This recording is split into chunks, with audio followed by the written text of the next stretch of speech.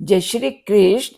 आज श्रीमद् भागवत रहस्य के पहले स्कंद का हम 13वां अध्याय करेंगे।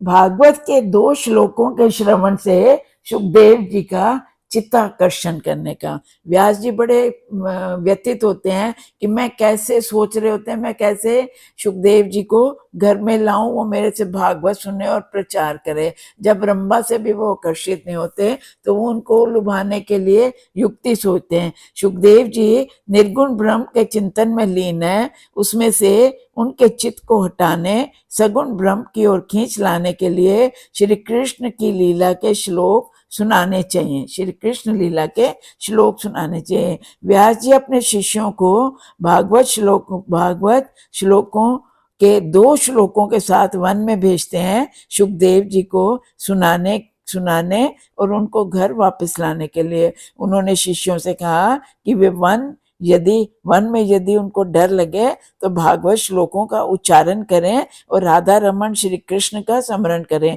सदा ऐसा ही अनुभव करना कि तुम्हें कृष्ण तुम्हारे साथ ही हैं। शिष्य वन में जब श्लोकों का उच्चारण करते हैं तो शेर जैसे हिंसक पशु भी वैर भूल जाते हैं। उनको बड़ा दुख होता है कि इन श्लोकों का असर अगर इन हिंसक पशुओं पर भी है तो मनुष्यों पर इसका प्रभाव क्यों नहीं पड़ता। शिष्य आज्ञा पाकर वन में जाते हैं। शिष्य वहां पहुंचे जहां सुखदेव जी समाधि लगाते हैं। सुखदेव जी का चित्त आकर्षित करने के लिए वह श्लोकों का उच्चारण गान करने लगे। सुखदेव जी स्नान संध्या करके समाधि में बैठने की तैयारी में थे।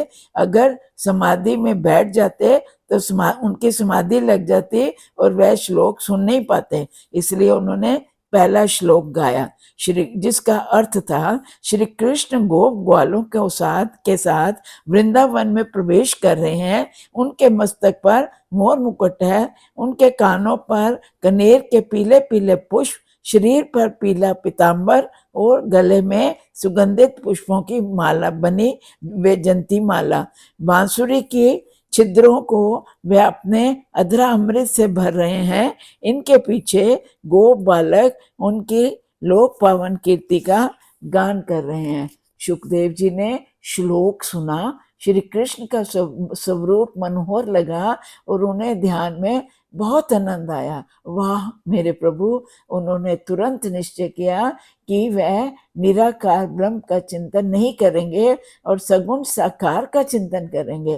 परंतु सोचा सगुण ब्रह्म की सेवा में तो सब वस्तुओं की अपेक्षा रहती है। कन्हैया मेरे से माखन मांगेगा, मिश्री मांगेगा तो मैं कहाँ से लाऊंगा? नहीं नहीं नहीं, मैं तो निर्गुण का ही चिंतन करूंगा क्योंकि निराकार कुछ मांगता नहीं है, मेरे लिए तो यही उत्तम है। सुखदेव जी ऐसा सोच ही रहे थे कि व्यास जी के शिष्यों ने दूसरे श्लोक का गान किया, जिसका अर्थ था, ओहो आश्चर्य है, दुष्ट पूतना के स्तनों में विष भरकर जिनको मारने की इच्छा से दुग्ध पान कराया था, उस पूतना को भी उन्होंने ऐसी गति दी जैसी धाय माँ को देनी चाहिए थी, अर्थात उसने सदगति दी। भगवान के श्री कृष्ण के समान कोई ऐसा दयालु है जिसकी शरण ग्रहण करो। पूतना विष लगाकर आई परंतु मातृभाव लेकर आई थी, इसलिए उसे यशोदा जैसी गति दी। विष देने वाला पूतना को सदगति दे, मेरे प्रभु की माखन मिश्री की तो को किसी चीज की जरूरत ही नहीं है, वे तो सिर्फ प्रेम मांगते हैं। सुखदेव जी दूसरा पहले श्लोक में उनकी सुंदरता देखते हैं, फिर कहते हैं नहीं वो तो बहुत कुछ मांगेंगे, मैं कहाँ से लाऊंगा। इस श्लोक को सुनकर जब पूतना जैसे जो उनका विनाश करने आई उनको भी सदगति देते हैं तो उनके आगे माखन मिश्री क्या है, वे तो केवल प्रेम चाहते हैं। क्योंकि पूतना मातृभाव से आए, वो तो सिर्फ प्रेम चाहते हैं।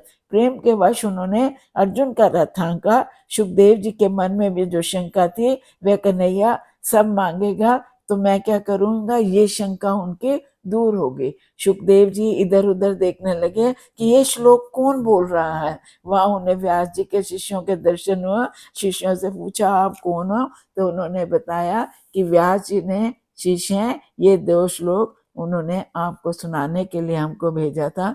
यहाँ पर अब सुखदेव जी का मन श्री कृष्ण की ओर चल पड़ा। जय श्री कृष्ण, जय श्री